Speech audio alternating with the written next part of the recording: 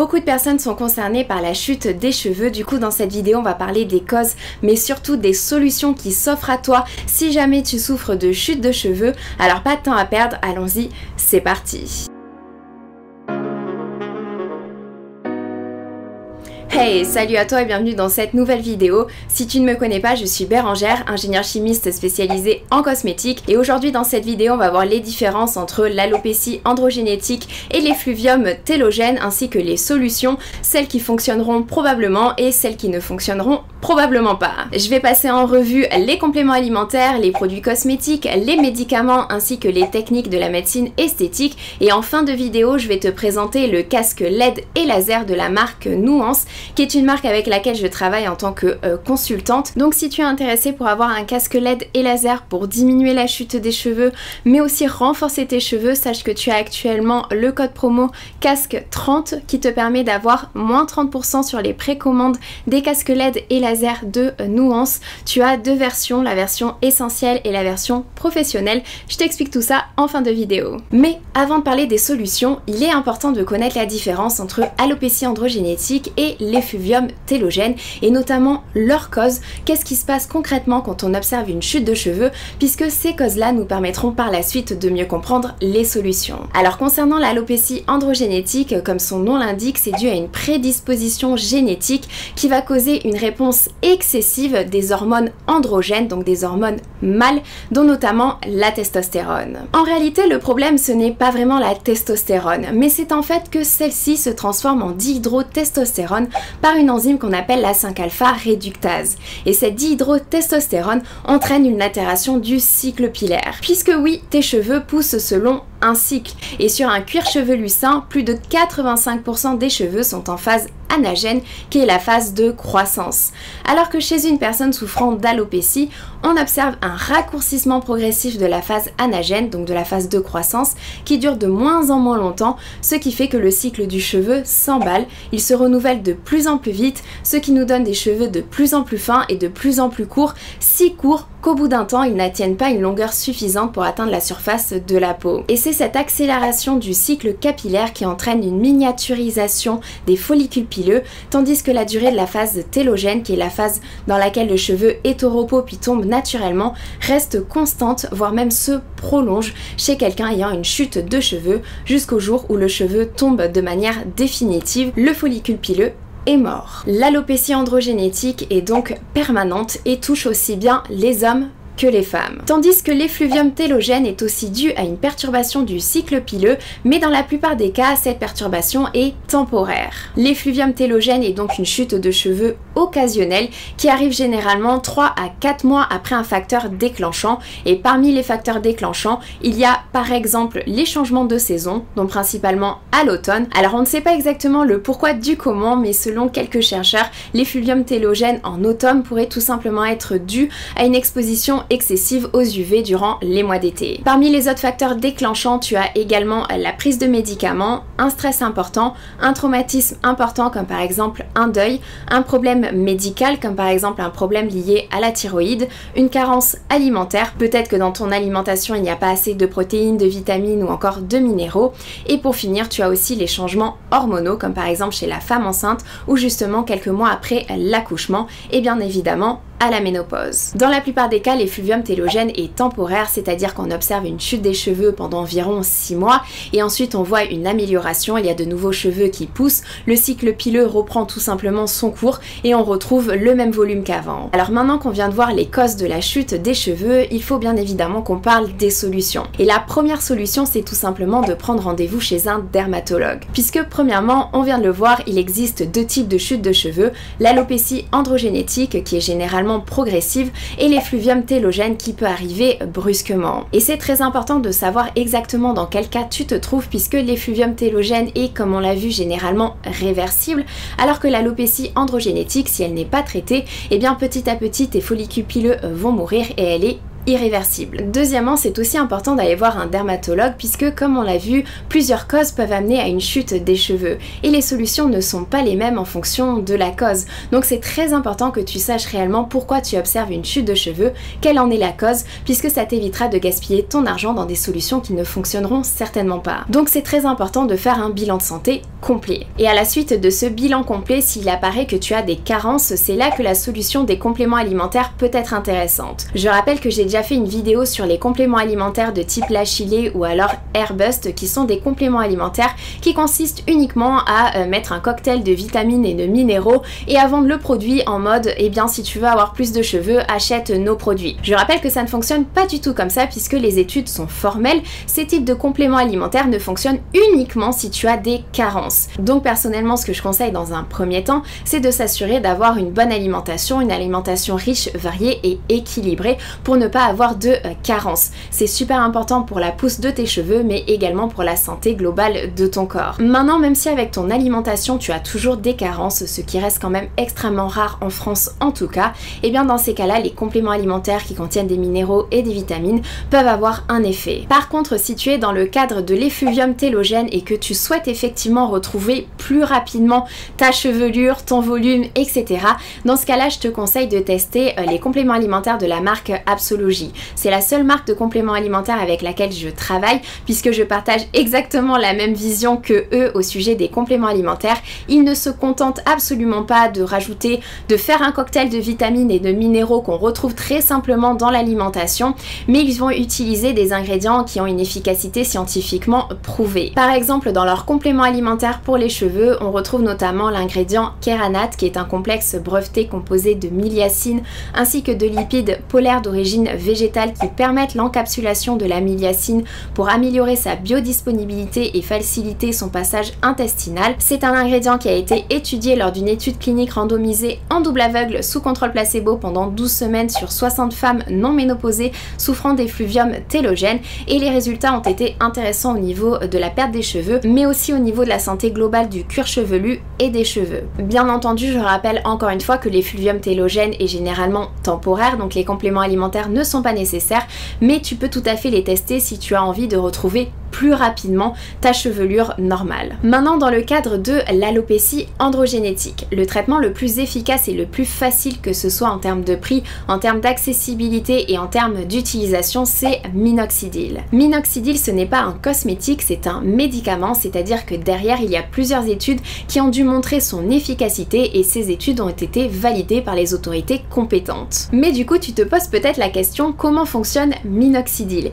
Eh bien, c'est tout simplement un vasodilatateur, c'est-à-dire qu'il augmente le flux sanguin pour apporter plus de nutriments aux follicules pileux et améliorer la pousse. Attention par contre, durant le premier mois de traitement avec minoxidil, il est possible d'avoir une plus grande chute de cheveux puisqu'il stimule la croissance des follicules pileux, donc les vieux cheveux tombent pour faire place à des cheveux plus sains et plus forts qui resteront plus longtemps en phase de croissance. Minoxidil est généralement un produit qui donne des résultats tout à fait satisfaisants, mais il faut tout de même garder en tête que, comme tous les produits, eh bien ça peut ne pas fonctionner sur tout le monde. Par contre, l'inconvénient majeur de minoxidil, c'est qu'il doit être pris constamment. Si tu l'arrêtes, eh bien le follicule pileux redeviendra dans son état dans lequel il aurait dû être si tu n'avais pas pris le minoxidil. C'est-à-dire que si tu arrêtes minoxidil, tu vas avoir une impression de pire, mais en fait c'est pas forcément le cas, c'est juste que tu vas retrouver l'état dans lequel tu aurais dû être si tu n'avais pas pris minoxidil. Et autre chose importante, bien entendu que minoxidil ne fonctionne pas si les follicules pileux sont déjà morts. Et pour finir, un dernier inconvénient, c'est que minoxidil, comme tout médicament, peut avoir des effets secondaires, maux de tête, irritation ou alors démangeaison. C'est pour ça que certaines personnes ne pourront pas l'utiliser. Pour toutes les personnes qui ne peuvent pas utiliser minoxidil ou alors qui ne souhaitent pas utiliser minoxidil pour X raisons, dans ces cas-là, en cosmétique, tu as une solution, c'est le sérum densifiant de The Ordinary. Pour faire très simple, dans sa formulation, on retrouve les meilleurs actifs anti-chute de la cosmétique. Tu en as 5, tu as Redensyl, Capixyl, Procapil, Bicapil et Anagain. Ils sont tous au pourcentage recommandé par les fournisseurs de ces matières premières et on a également 1% de caféine dans le but d'améliorer la circulation sanguine également. Ces actifs ont pour but de diminuer le nombre de cheveux en phase télogène et d'augmenter le nombre des cheveux en phase anagène pour redonner un effet de densité. Et certains de ces actifs ont également été étudiés versus minoxidil et ont montré des résultats tout à fait intéressants. D'ailleurs, sache que tu as moins 23% actuellement sur ce sérum jusqu'à la fin du mois de novembre, donc il reste uniquement quelques jours si tu veux bénéficier de cette promotion, donc c'est le moment si tu as envie de le tester. Mais attention, ici on est uniquement sur de la cosmétique, c'est-à-dire que les actifs sont certes prometteurs, mais il faut bien évidemment prendre du recul puisque la plupart des données proviennent des fournisseurs de ces matières premières. Et les études derrière n'ont rien à voir avec les études scientifiques qu'on a dû faire sur minoxidil pour prouver réellement son efficacité. Donc si je recommande tout de même ce produit, c'est pour plusieurs raisons. Premièrement, il peut tout à fait convenir aux personnes qui ne souhaitent pas ou qui ne peuvent pas utiliser minoxidil. Deuxièmement, les actifs restent prometteurs, donc pourquoi pas l'utiliser, surtout que le prix est quand même très abordable. En plus, tu as très peu de chances d'avoir des effets secondaires et pour finir, c'est un sérum qui est pas trop gras, donc tu peux l'utiliser facilement au quotidien sans risquer de graisser ton cuir chevelu. Par contre, encore une fois, pour avoir les effets et garder les effets de ce produit, eh bien il faut l'utiliser quotidiennement. Donc si tu recherches une solution beaucoup plus radicale, que minoxidil ne convient pas ou alors ne te donne pas les résultats satisfaisants, tu as toujours la possibilité de passer par la case médecine esthétique et l'une des solutions avec le plus haut taux de réussite, c'est forcément la greffe capillaire. Mais forcément cette méthode a un coût, tout le monde ne peut pas se payer une greffe capillaire et puis il y a tout simplement des personnes qui ne sont pas prêtes à passer le cap de la greffe capillaire. Dans ce cas-là, la deuxième solution en médecine esthétique, c'est les injections de PRP. PRP veut tout simplement dire plasma riche en plaquettes issues du sang du patient lui-même, c'est-à-dire qu'on prélève tout simplement du sang qu'on va placer en centrifugeuse et ensuite on le réinjecte directement dans le cuir chevelu, tout simplement parce que c'est une solution qui est riche en facteurs de croissance. L'avantage de cette technique, c'est que c'est une méthode qui est relativement simple et qui prend très peu de temps puisque généralement ça se fait en une dizaine de minutes, voire une heure au maximum. Mais par contre, il y a quand même certains inconvénients à cette technique et premièrement, c'est le coût. C'est un budget qui n'est pas forcément abordable. Une séance de PRP, ça représente quand même un budget assez colossal et c'est surtout que tu as besoin généralement de faire plusieurs séances pour avoir le résultat que tu souhaites et en plus il est également recommandé de faire une séance 1 à 2 fois par an justement pour maintenir les résultats. Donc au cours d'une vie, c'est un budget qui peut vite devenir astronomique. Et deuxièmement, ça reste une méthode moins étudiée, donc avec des résultats qui sont moins sûrs par rapport à une greffe capillaire. Donc pour finir, la dernière solution que j'ai à te proposer, c'est d'investir dans un casque qui utilise la lumière pour favoriser la pousse des cheveux. Et je vais bien évidemment te parler du casque de Nuance, puisque je travaille en tant que consultante pour cette marque sur toute la partie recherche scientifique, caractéristiques techniques des soins high-tech. Donc premièrement, pour expliquer le fonctionnement de ce casque, il faut bien évidemment savoir que aujourd'hui, bien entendu qu'on retrouve des données dans la littérature scientifique au sujet de l'utilisation de la lumière pour diminuer la chute des cheveux. Il y a notamment des études cliniques qui ont été réalisées sur des hommes et qui ont montré des résultats satisfaisants. Donc c'est une technique qui existe, qui est recommandée et qui peut tout à fait fonctionner. Ce qui ressort des études, c'est que la lumière stimule la phase anagène, prolonge la phase anagène et augmente le taux de prolifération des follicules anagènes, ce qui résulte donc en une augmentation de la densité et du diamètre des cheveux, ainsi qu'une diminution de la chute des cheveux, entraînant donc une amélioration clinique des alopécies. Le mécanisme exact du fonctionnement de la lumière sur la chute des cheveux n'est pas connu, mais ça rejoindrait tout simplement le même fonctionnement que le masque LED qu'on utilise sur le visage, puisque la lumière assurerait une meilleure circulation sanguine pour apporter plus de nutriments aux follicules pileux, diminuerait les inflammations et augmenterait l'énergie cellulaire grâce à la production d'ATP, c'est-à-dire que les cellules ont plus d'énergie, donc fonctionnent tout simplement mieux, ce qui permet d'assurer une meilleure pousse, un meilleur ancrage du cheveu et tout simplement un meilleur cycle capillaire. Mais bien entendu, pour que le casque fonctionne, il faut qu'il ait quelques caractéristiques bien précises et notamment au niveau de la technologie laser ou LED. On a fait le choix de partir justement sur une association de laser et de LED, tout simplement parce que c'est le laser qui a été découvert et étudié en premier concernant la pousse des cheveux. Mais comme il y a de récentes études qui indiqueraient que les LED pourraient avoir la même efficacité que le laser, on est parti sur une association des deux puisque le laser reste quand même très cher. Donc l'association laser et LED, ça permet tout simplement de garder l'efficacité et de réduire le coût du produit pour que ce soit plus abordable. Concernant la longueur d'onde qui a été choisie, on est parti sur du 650 nanomètres puisque c'est cette longueur d'onde qui a été la plus étudiée, qu'on retrouve le plus dans la littérature scientifique et qui a montré une efficacité justement. Et pour finir, concernant l'irradiance, la densité d'énergie, on est encore une fois parti sur ce qui ressort le plus des études scientifiques, donc des études qu'on retrouve dans la littérature scientifique, c'est-à-dire ayant une énergie suffisante pour que ça fonctionne, pour qu'on ait des résultats sans que ce soit trop haut pour ne pas avoir les effets secondaires et pour que ça puisse être utilisé à la maison sans danger. Pour plus de précision, pour s'adapter à différents budgets, Nuance propose deux versions du casque, la version essentielle et la version professionnelle. Les deux se différencient par le nombre de LED et de lasers. La version essentielle contient 69 LED et 51 lasers et la version professionnelle contient 200 LED et 82 lasers, ce qui permet une meilleure uniformité de traitement sur le cuir chevelu et donc une meilleure efficacité. Les deux casques disposent de deux modes, le mode continu où la lumière est justement envoyée de façon continue et le mode pulsé où la lumière est envoyée suivant des pulsations. La raison à cela, c'est qu'il y a certaines études qui indiqueraient que le mode pulsé serait plus avantageux que le mode continu, car il permet justement de moins chauffer, d'éviter certains effets secondaires chez certaines personnes, et donc d'améliorer les effets biologiques avec notamment une meilleure pénétration. Les deux casques disposent donc des deux modes, comme cela chacun peut choisir le mode qui lui convient le mieux, tout simplement en appuyant directement sur la télécommande. Et chaque casque est notamment vendu avec 4 tailles de coussinets différentes de façon à s'adapter à chaque taille de la tête. Concernant le prix, la version essentielle est au prix de 560 €, ce qui nous fait avec la réduction de 30% un prix de 392 € et la version professionnelle est elle à 1090 €, ce qui nous fait 763 € après réduction. Attention, le code promo est valable uniquement jusqu'au 2 janvier et il n'y aura plus jamais une telle promotion sur les casques LED et sache que les 300 premières commandes des deux versions, la version essentielle et la version professionnelle, pourront partir dès le 18 ou 20 décembre avec une possibilité que ça arrive avant Noël, mais pour les autres il faudra attendre le réassort de mi-janvier. Concernant les avantages du casque LED et laser, le premier c'est que ça permet une bonne uniformité de traitement puisque aujourd'hui il existe certaines solutions qui sont sous la forme de peigne, mais malheureusement un peigne ne permet pas d'avoir un traitement uniforme sur l'ensemble du cuir chevelu. Deuxièmement, c'est quelque chose que tu peux faire chez toi, tranquillement, à la maison, installé dans ton canapé devant Netflix par exemple, ou alors tu peux tout à fait faire quelque chose puisque le casque est posé sur ta tête, il tient, donc tu peux tout à fait faire une autre activité. Troisièmement, ce qui est intéressant, c'est que ça n'agit pas uniquement sur la densité, mais plutôt sur la santé globale du cheveu puisque ça agit aussi sur l'épaisseur et sur la force.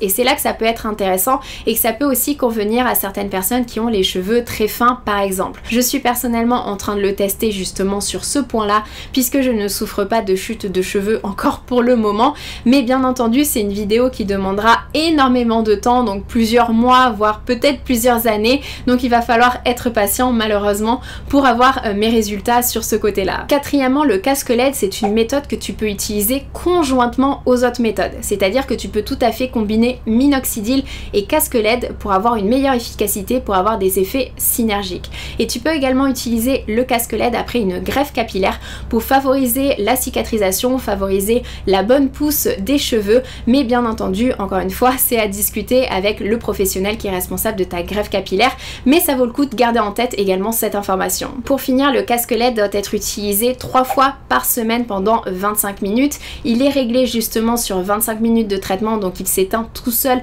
à la fin du traitement, mais c'est beaucoup moins contraignant que quelque chose que tu dois faire quotidiennement. Parmi les inconvénients du casque LED, forcément le premier gros inconvénient c'est le prix, ça reste bien évidemment un budget, même avec la promotion, même avec le code de réduction que je t'offre, hein, j'en suis bien évidemment consciente, mais si minoxidil ne fonctionne pas, ça reste l'une des alternatives la moins chère. Deuxièmement, le casque ne permet pas d'agir au niveau du bas du crâne. Alors il faut savoir que la calvitie est généralement localisée sur les tempes au niveau du cuir chevelu plutôt diffuse en haut de la tête, donc c'est pour ça qu'on est parti sur ce design là, puisque généralement ça ne posera pas de problème, mais il faut quand même garder en tête que justement il ne traite pas la zone du bas. Troisième inconvénient, c'est que même si les études sont là dans la littérature scientifique et que le casque va également être testé lors d'études justement sur les hommes pour vérifier son efficacité, ça reste quand même quelque chose qui ne donnera pas des résultats à 100% des personnes. Et pour finir, c'est bien entendu une méthode qui demande énormément de temps. Là on parle en termes de 6-9 mois minimum,